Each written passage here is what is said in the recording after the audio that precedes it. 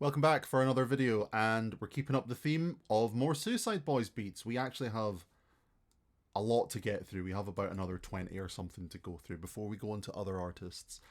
Today we're looking at Clouds as Witness, which the original sample is by Boards of Canada, which I believe are actually a brother duo from Scotland, which is where I'm from.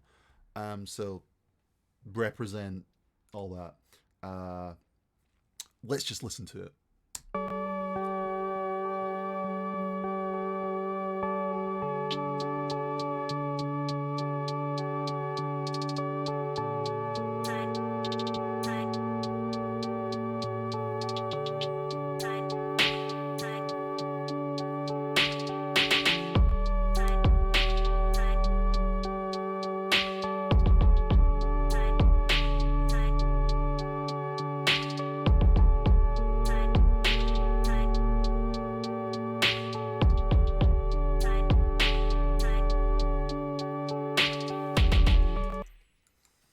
Yeah, we got little vocal bitty, we got some bass and some drums along with the sample. I don't believe the sample has been altered in any way, really.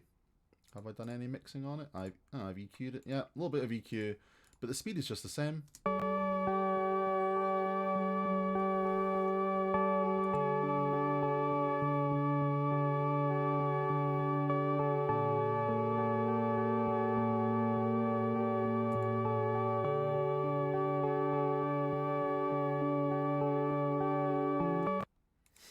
Yeah, no reverb, nothing like that. Just keep it pure for the song. Go listen to the actual song, by the way, if you haven't. It's really, really good. Listen to most things by Boards of Canada, and I think you'll be quite impressed. Hi-hats. Which one's that?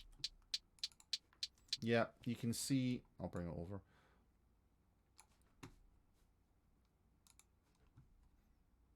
Yeah, you can see the pattern is like this.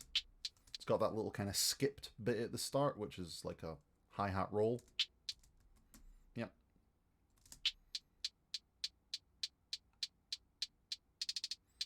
Sometimes for songs like this, it's good to put the hi-hat sample into a sampler which you can play with pitch on. And I know that sounds dead obvious, but it does make a difference.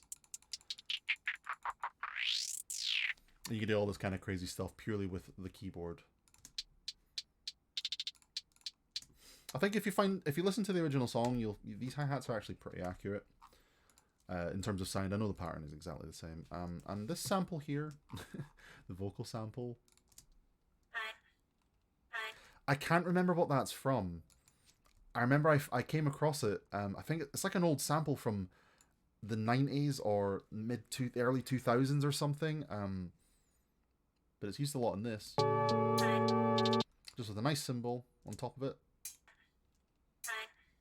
Yep. Just to bring it out a little bit more. We have two snares, it looks like.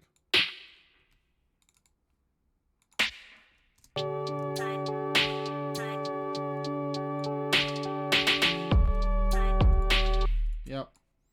Kick drum. It's from some free sample pack I downloaded, probably. 808.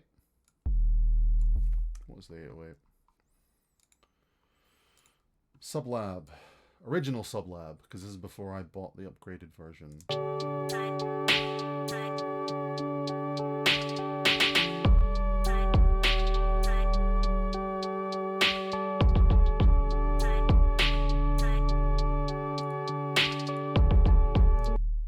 Just a pure sine wave. Tiny bit of distortion. Oh. Where is it?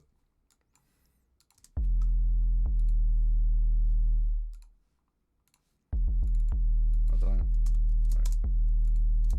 Edited my own song by accident.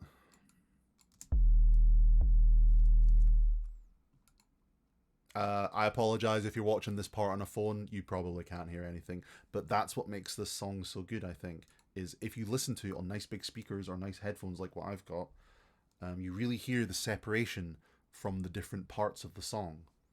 You can really hear how they're able to fit in the vocals so well into the song, because there's a sample that's playing quite high frequencies, a super low sub bass, and then the drums are kind of sparsely placed in basically the whole frequency range so that it doesn't interfere with anything.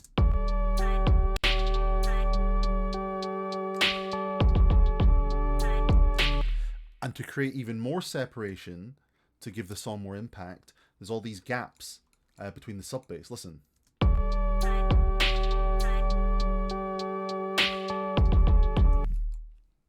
Personally, if you listen to a lot of metal, this is kind of what heavy metal does in a lot of breakdowns. They do this sort of thing where they'll do like really heavy things, in this case really low things, and then they'll just...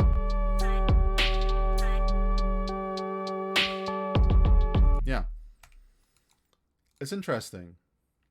When you make a lot of music, you start to hear the influences of other genres in ways that you wouldn't expect. I think that's pretty much it. Yeah, a little bit of clipping.